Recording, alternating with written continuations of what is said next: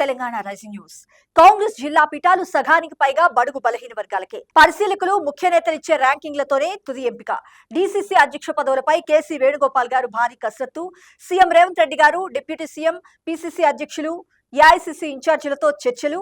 ఉమ్మడిగా విడివిడిగా అందరి అభిప్రాయాల సేకరణ. ఇక్కడ మరొక ముఖ్యమైన అంశం చూసినాం. సమర్థులైన వారినే డీసీసీ అధ్యక్ష పదవులకు ఎంపిక చేస్తామని PCC chief MLC Mahesh Kumar Goud గారు స్పష్టం చేశారు. అయితే ఈ పదవుల ఎంపికలోనూ సామాజిక న్యాయాన్ని పాటించనున్నట్లు తేల్చి చెప్పారు. కనీసం పార్టీలో 5 ఏళ్లు పనిచేసిన వారే ఈ పదవికి అర్హులని నిబంధన పెట్టినట్లు వెల్లడించారు. డీసీసీల నియామకాల్లో అందరి అభిప్రాయాలను హైకమాండ్ తీసుకుంటుందంటూ వెల్లడించారు. ఇక్కడ మరొక ముఖ్యమైన అంశం చూసినాం. రైజింగ్ తెలంగాణ లక్ష్య సాధనలో భాగం కావాలని ఆస్ట్రేలియాలోని పలు కంపెనీల ఇండియన్ సీఈఓలకు రాష్ట్ర ఐటీ పరిశ్రమల శాఖ మంత్రి దుద్దిళ్ల శ్రీధర్ బాబు గారు పిలుపునిచ్చారు. పెట్టుబడులు పెట్టి రాష్ట్ర పురోగతిలో భాగస్వామ్యం కావాలని పిలుపునిచ్చారు. ఈ సందర్భంగా దేశంలోనే అత్యంత వేగంగా అభివృద్ధి చెందుతున్న రాష్ట్రాల్లో తెలంగాణ ముందు వరుసలో ఉందని పేర్కొన్నారు. ఇక్కడ మరొక ముఖ్యమైన అంశం చూసినాం.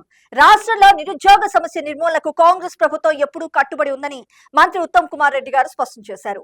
ప్రభుత్వ, ప్రైవేటు రంగాల్లో ఉపాధి కల్పించడమే లక్ష్యమంటూ పేర్కొన్నారు. శనివారం హుజూర్ నగర్ లో పరిశ్రమల శాఖ అనుబంధ digital employment exchange Singareni colonies సహకారంతో నిర్వహించిన మెగా జాబ్ మేళాను మంత్రి గారు ప్రారంభించి మాట్లాడారు. కాంగ్రెస్ అధికారంలోకి వచ్చిన 20 నెలల వ్యవధిలోనే గ్రూప్ 1, గ్రూప్ 2 లతో కలిపి మొత్తం 75,000 ఉద్యోగాలు భర్తీ చేశామని గుర్తు చేశారు. గ్రామీణ యువతకు అందుబాటులో ఉండే విధంగా హుజూర్ నగర్ లో మెగా జాబ్ మేళాను ఏర్పాటు చేయగా 259 పరిశ్రమలు ఉద్యోగ నియామకాల కోసం తరలివచ్చాయన్నారు. సుమారు 40,000 మంది పైచిలుకు అభ్యర్థులు రిజిస్ట్రేషన్ చేసుకున్నారని, అభ్యర్థుల కోసం అన్ని సౌకర్యాలు కల్పించినట్లు వెల్లడించారు.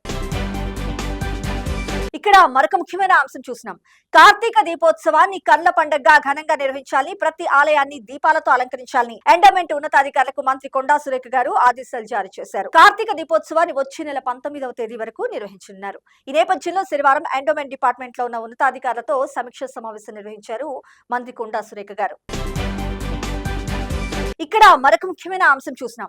జూబ్లీహిల్స్ ఉప ఎన్నికల్లో అనేక సంఘాలు కాంగ్రెస్ పార్టీకే మద్దతు ఇస్తున్నాయని, ఇక వార్ వన్ సైడ్ అని మంత్రి వివేక్ వెంకటస్వామి గారు ధీమా వ్యక్తం చేశారు. శనివారం షేక్పేట్ లో కాంగ్రెస్ పార్టీ ఎమ్మెల్యే అభ్యర్థి నవీన్ కుమార్ యాదవ్ కి మద్దతుగా ఆయన ప్రచారం చేశారు.